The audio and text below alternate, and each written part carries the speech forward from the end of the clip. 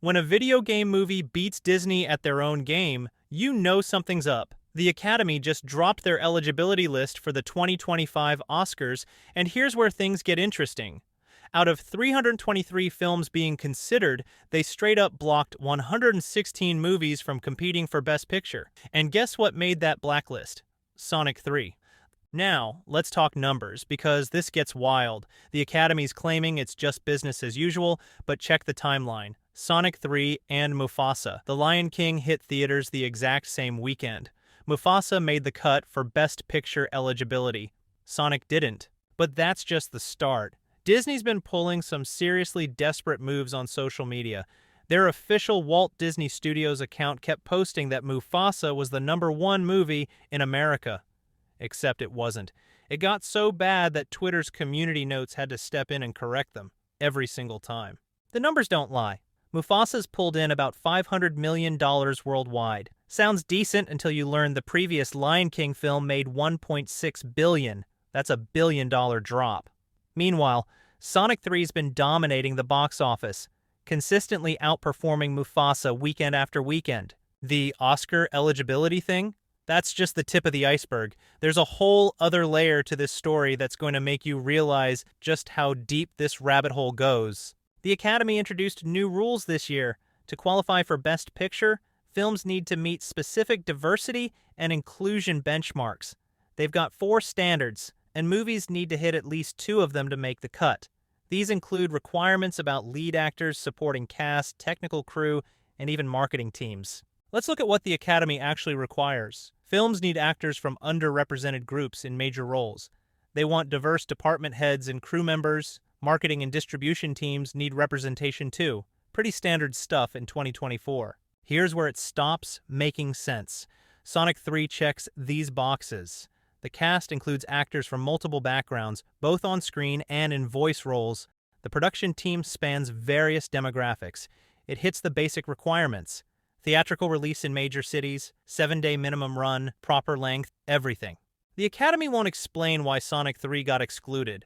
Mufasa released the same weekend, meets the exact same technical criteria, but got the green light for Best Picture consideration. But both films went through identical release windows. Both hit theaters in the required markets. Both ran for more than 7 days. Though it would really be laughable that it would even be nominated considering we have Dune 2 and other hyped and sleeper movie hits this year. Something's off about this whole situation.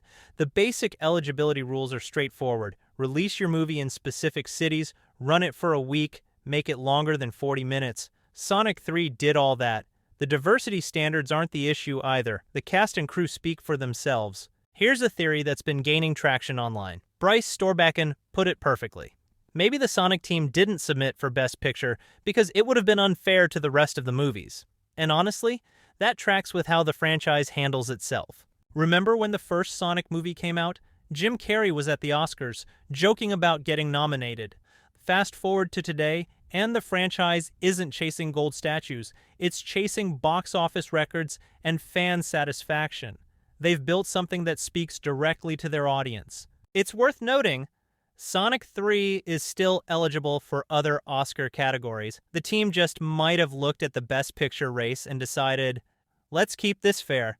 When you're already dominating at the box office, breaking merchandising records and bringing in new fans to the franchise, maybe you don't need to compete in every category. Think about it.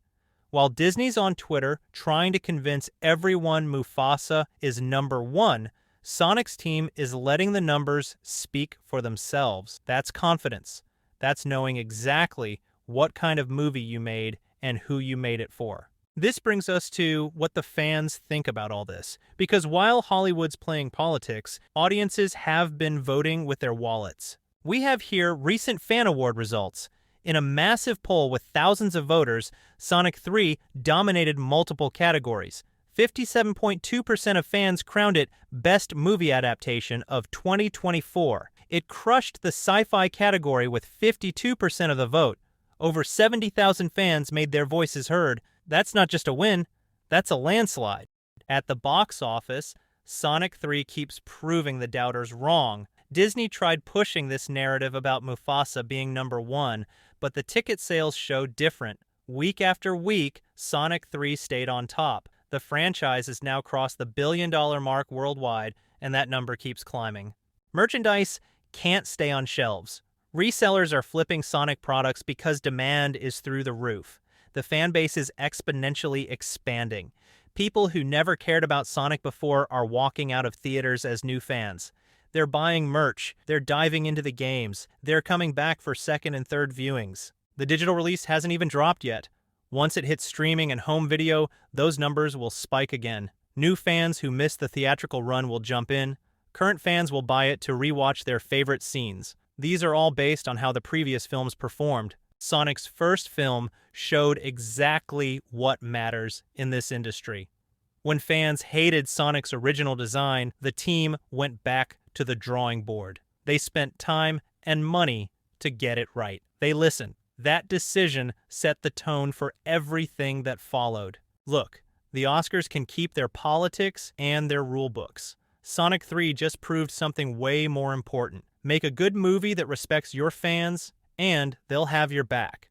No amount of industry gatekeeping can stop that. Sonic 4? That's going to be nuts. The creators know what works now. They've got the formula down. Not some corporate checklist, but actual understanding of what makes these movies fun. So yeah, Sonic 3 won't get that Best Picture nomination. Big deal. It's got something better. Actual fans who love it, watch it multiple times, buy the merch, and spread the word.